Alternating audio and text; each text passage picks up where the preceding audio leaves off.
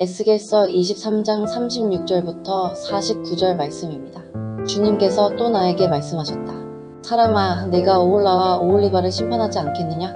두 자매의 역겨운 일들을 내가 그들에게 알려주어라. 그들은 간음을 하였으며 손으로 피를 흘렸으며 우상들과도 간음을 하였으며 또 나에게 낳아준 제 아들 딸들마저 불 속으로 지나가게 하여 태워 죽였다.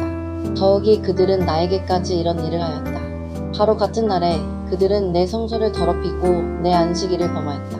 그들은 자기 자식들을 잡아 죽여서 우상들에게 바친 바로 그날에 내 성소에 들어와서 더럽혔으니 그들이 내 성전의 한가운데서 그런 일을 하였다. 그들이 사람을 보내어 먼 곳에서 사내들을 초청하였더니 그들이 왔다.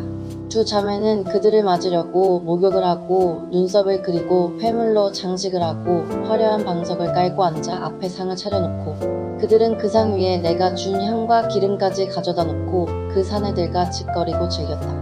광야에서 잣된 무리와 술 취한 무리를 데려오니 그들은 그 두 자매의 손에 팔찌를 끼워 주고 머리에 화려한 관을 씌워 주었다. 이것을 보고 나는 별 잣된 무리가 다 있구나. 두 자매가 음행으로 시들어 빠진 다 늙은 창녀인 줄 알았는데 아직도 찾아오는 얼빠진 녀석들이 있구나 하는 생각이 들었다. 광야에서 온 잡된 무리와 취객들은 창녀에게 드나들듯 두 자매에게 드나들었다. 과연 그들은 음란한 여인 오홀라와 오홀리바에게 드나들었다. 그러나 의인들이 있어서 바로 그들이 간음한 여인들과 살인한 여인들을 심판하듯이 그 두 자매를 심판할 것이다. 그 두 자매가 간음을 하였고 그들의 손에 피가 묻어있기 때문이다. 나 주 하나님이 말한다. 회중을 소집하여 그 자매들을 치게 하여라. 그들이 겁에 질려 떨면서 약탈을 당하게 하여라. 회중이 그 자매들에게 돌을 던지고 그들을 칼로 쳐서 죽이고 그 자매들의 아들 딸들도 죽이고 그들의 집도 불태울 것이다. 나는 이렇게 해서 음란한 행위를 이 땅에서 없애버려 모든 여인이 경고를 받아 너희의 음행을 본받지 않게 하겠다. 너희가 음행을 저지른 이유로 형벌을 받고 나면 그리고 너희가 우상들을 섬기다가 지은 죄에 대한 징벌을 받고 나면 그때에야 너희는 내가 주 하나님인 줄 알게 될 것이다. 네, 샬롬 오늘도 말씀 앞에 나오신 여러분이 축복합니다. 여러분들은 이 신뢰라는 말을 어떻게 이해하고 계신가요? 우리는 종종 하나님을 신뢰합니다라는 고백을 하곤 합니다. 그렇다면 하나님을 신뢰한다는 것은 무슨 의미일까요? 신뢰는 단순히 어떠한 사람에 대한 느낌이 아닙니다. 믿을만할 것 같다는 불확실함도 아니에요. 신뢰는 중요한 행동입니다. 확실하고 관찰 가능하고 또 필수적인 특징들을 가져야 합니다. 이에 캠브리지 사전에서는 신뢰를 이렇게 정의합니다. 누군가가 선하고 정직하며 당신에게 해를 끼치지 않을 것이라고 혹은 무언가가 안전하고 확실하다고 믿다. 즉 신뢰란 상대가 내게 선하고 정직하며 내게 해를 끼치지 않을 것이라는 그런 안전하다는 것이 관찰 가능하게 나타나고 또 그것이 필수적인 특징으로 나타난다는 것입니다.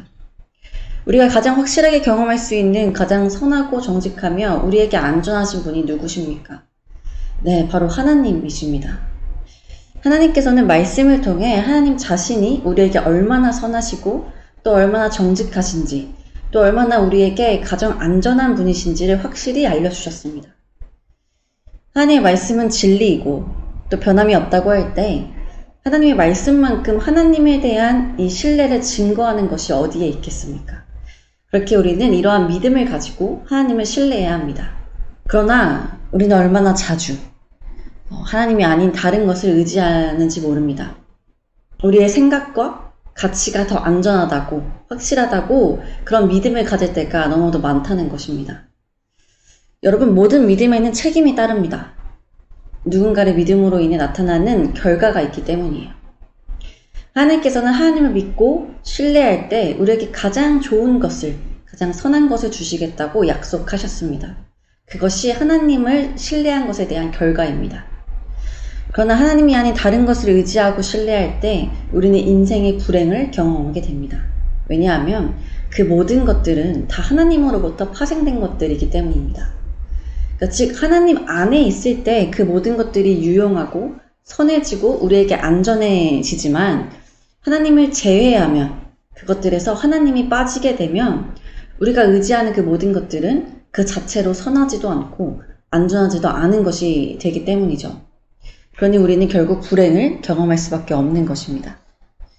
오늘 본문에서도 하나님이 아닌 다른 것들을 의지하여 하나님의 심판 아래 놓인 자들이 나옵니다. 지난 시간부터 계속 보고 있는 이 오홀라와 오홀리바에 대한 이야기인데요. 먼저 하나님께서는 이 오홀라와 오홀리바에 대한 죄를 낱낱이 밝히십니다. 36절부터 45절을 보니 그들은 음행을 일삼았고 무고한 사람들이 죽였습니다. 우상을 섬겼고 자녀들을 불에 태워 몰렉에게 제물로 바치는 하나님이 가장 싫어하시는 죄를 저질렀습니다. 이러한 죄를 짓고도 하나님의 성전에 나와 아무 거리낌 없이 예배함으로 하나님의 성소를 더럽혔습니다. 또 이들은 40절, 4절을 먼 곳방에 보내어 이방 열국에 군사적인 도움을 요청하였습니다. 그리고 마치 여자가 남자의 환심을 사기 위해서 목욕을 하고 단장을 하듯 그들의 환심을 사기 위해 온갖 노력을 다 기울입니다.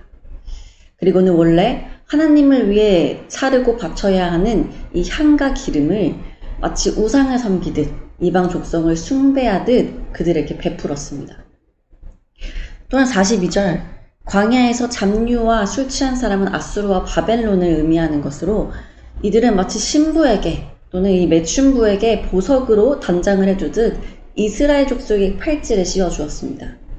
이 말씀은요, 이 이스라엘 족속과 이 이방 민족들 간의 이 음행 사실을 한층 더 강조해주는 말씀이라고 할 수 있어요.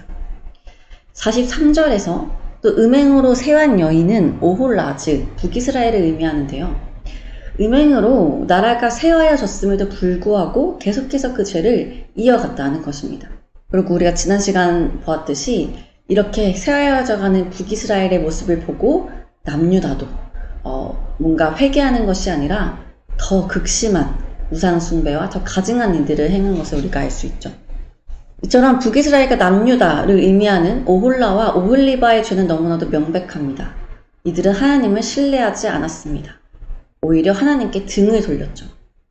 우상을 섬길 뿐만 아니라 눈에 보이는 화려한 나라들을 의지하고 그들에게 하나님께 바쳐야 할 것들을 대신 바쳤습니다. 이제 이들은 자신들이 의지하고 신뢰한 것에 대한 결과의 책임을 져야 합니다. 45절, 이에 하나님께서는 가늠한 여인들과 살인한 여인들을 재판하시듯 사마리아와 예루살렘을 재판하시겠다고 선언하십니다. 그래서 46절부터 49절은 하나님께서 오홀라와 오홀리바에게 내리실 두려운 심판을 예고하고 있습니다. 이들의 받을 심판은 가히 처참합니다. 46절 볼까요?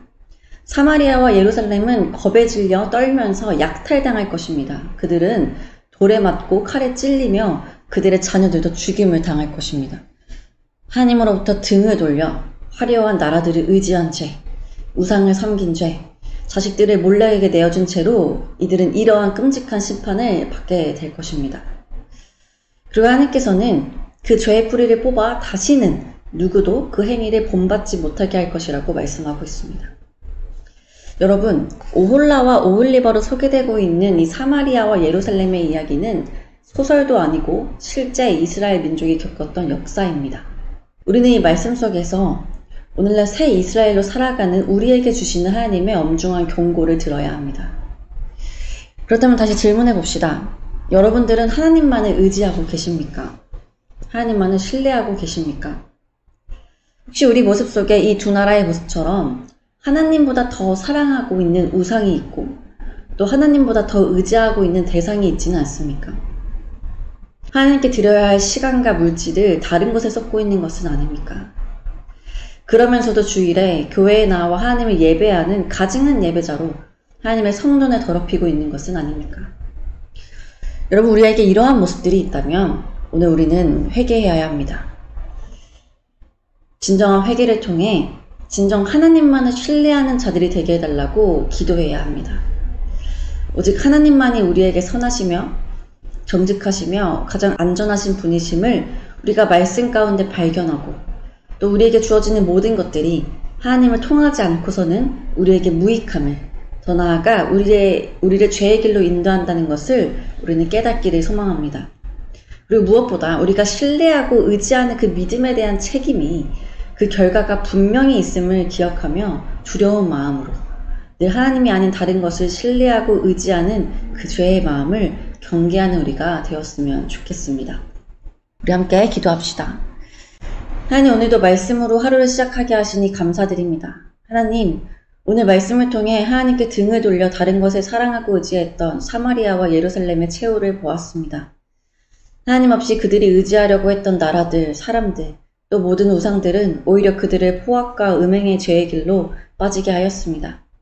주님, 오늘날 하나님의 백성으로 살아가는 우리도 이들과 같이 하나님이 아닌 다른 것들을 의지하고 사랑하는 것이 있지는 않습니까? 그리하여 죄의 길로 나아가고 있는지도 모르고 평안하다 말하며 살아가고 있는 것은 아닙니까?